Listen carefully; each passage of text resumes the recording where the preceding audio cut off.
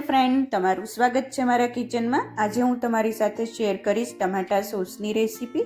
અત્યારે શિયાળામાં ટમેટા છે એ ખૂબ જ સરસ એવા મળતા હોય છે, લાલ મળતા હોય છે અને સસ્તા પણ મળતા હોય છે।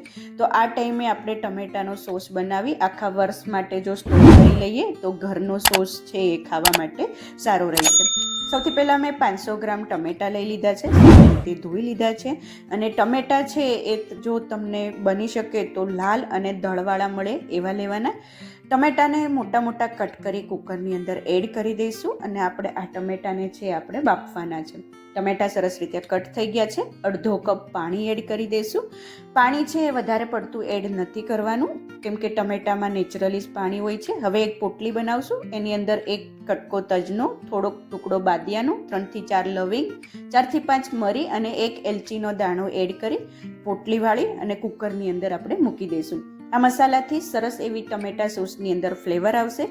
કુકરનું ઢાંકણ બંધ કરી 2 થી 3 સીટી વાગે ત્યાં સુધી ટમેટાને બફાવા દઈશું। બફાઈ જાય પછી કુકરમાંથી હવા નીકળી જાય પછી કુકરનું ઢાંકણ ખોલી અંદરથી મસાલાની પોટલી બહાર કાઢી લઈશું। અને હવે આ બાફેલા ટમેટાની આપણે પ્યુરી બનાવવાની છે। તો બ્લેન્ડર અથવા મિક્સર જારની મદદથી સરસ એવી સ્મૂધ આપણે પેસ્ટ બનાવી લઈશું અને પછી આ પેસ્ટને આપણે ગાળી લઈશું। તો સરસ એવી પેસ્ટ બની ગઈ છે। હવે એક તપેલી અંદર આવી રીતે ગરણી મૂકી દઈશું અને બધી પ્યુરી એડ કરી દઈશું અને આપણે આ પ્યુરીને ગાળી લઈશું એટલે અંદર જે ટમાટોની છાલ અને બીયાવાળો ભાગ છે એ નીકળી જશે અને આપણને એકદમ સ્મૂધ એવી પ્યુરી છે એ મળી જશે। તો ફ્રેન્ડ્સ, સરસ રીતે ટમાટો પ્યુરી ગળાઈ ગઈ છે। બીયા અને છાલવાળો ભાગ ફેંકી દઈશું અને જે આ ટમાટો પ્યુરી બની છે એને હવે આપણે કૂક કરવા માટે ગેસ ઉપર મૂકવાની છે।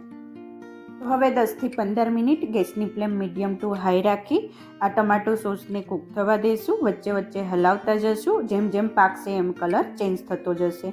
1/4 કપ ખાંડ એડ કરી દઈશું। પિંચોક જેટલું આપણે સોલ્ટ એડ કરી દઈશું। સરખી રીતે મિક્સ કરી દઈશું। ખાંડનું પાણી પીગળશે એમ થોડુંક પાણી થશે પણ ધીમે ધીમે પાણી છે એ બળી જશે અને ટમાટો સોસ છે એ ઘટ થઈ જશે। હવે સરસ રીતે ટમાટો સોસ છે એ કૂક થવા લાગ્યો છે, કલર પણ લાલ થઈ ગયો છે, ઘટ પણ થઈ ગયો છે અને હવે ઓલમોસ્ટ ટમાટો સોસ છે એ બની જવા આવ્યો છે।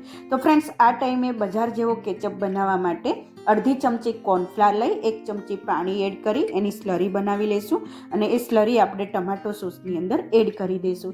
સરખી રીતે મિક્સ કરી દઈશું। ફરીથી 5 મિનિટ આપણે આ સોસને ઉકળવા દઈશું।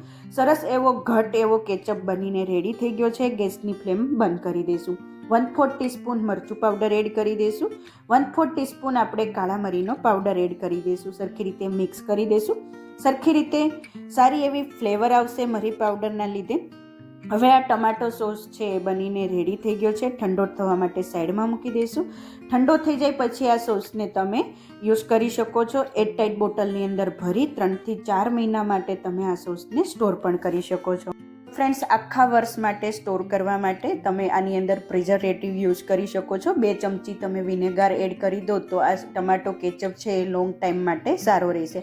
આજે આપણે જે કેચઅપ બનાવ્યો છે એમાં કોઈ પ્રિઝર્વેટિવ કે કલરનો ઉપયોગ નથી કર્યો।